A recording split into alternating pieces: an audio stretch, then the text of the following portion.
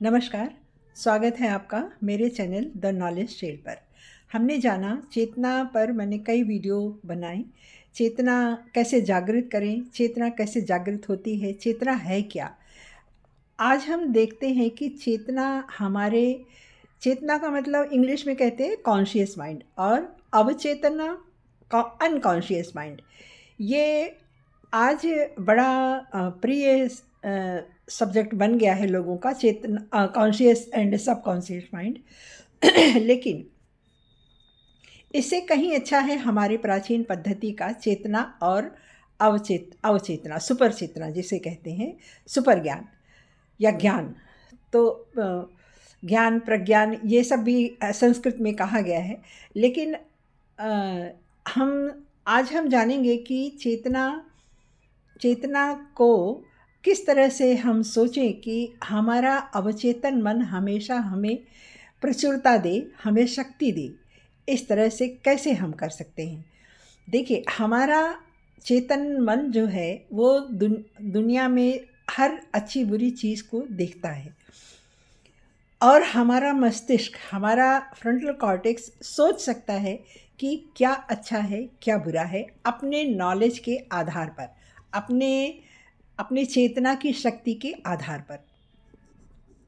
हमारी चेतना शक्ति जो है, हम जो सोचते हैं, सोचता कौन है उसको हम ये समझिए, कौन सोचता है। हमारी चेतना शक्ति ही सोचते हैं। ना हम मुंह से बोलते हैं, ना कहीं पढ़ते हैं, ना कहीं लिखते हैं, लेकिन फिर भी हम मन में इसको सोचते हैं। किसी एक समस्या पर जब हम सोचते हैं तो जिस चीज़ का हम निर्णय कर लेते हैं वो ही चीज़ हमारे अवचेतन मस्तिष्क में बस जाती है। और जब वो अवचेतन मस्तिष्क में बस जाती है तो ऑटोमेटिक हम उस काम को करने लगते हैं, बिना किसी सोच विचार के। ये ईश्वर ने इसको इसी तरह से बनाया है, ये हमारी डिवाइन पावर है। चेतन ने जो कुछ भी सोचकर मस्तिष्क में रखा, उसको अवचेतन मस्तिष्क जो है उसी पर वो चलने लगता है। इसलिए ये भी कहा जाता है कि हमारी चेतना का गुलाम है हमारा अवचेतन मन। तो हमें क्या करना चाहिए कि हम हमेशा अच्छा काम करें, उन्नति के मार्ग पर चलें, सहयोगी बने, प्रेमी बने, और यूनिवर्स की हम पर हमेशा अच्छी नज़र रहे। तो इसके लिए हम झूठ ना बोलें, अहंकार, अंधविश्वास से दूर रहें, हमेशा एक जीवन के धरातल पर आकर के अपनी दिव्यता का मार्गदर्शन खुद करें।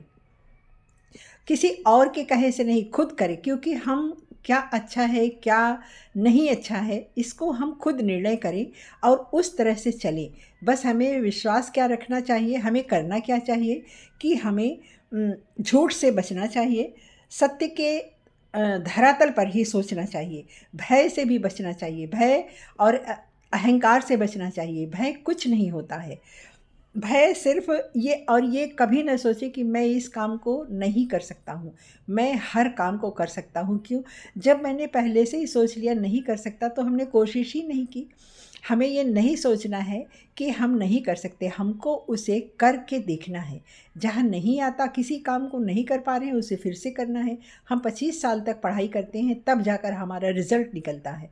तो इस तरह से किसी चीज़ को ये नहीं सोचना कि हम इसे नहीं कर सकते हैं।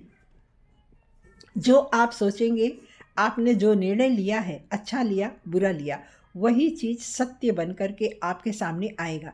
ये यूनिवर्स का, ये इस ब्रह्मांड का नियम है, क्योंकि ब्रह्मांड हमेशा देता है, वो तथास्तु तथास्तु करता है। तथास्तु मतलब जो आपने बोला वही सही है, वही अस्तु, वही होगा। तो हमें हमेशा सावधान रहना चाहिए कि हम क्या बोल रहे हैं और क्या सोच रहे हैं, ताकि हमेशा हमारे सामने हमारा जीवन अच्छा बनकर हमारे सामने आए। और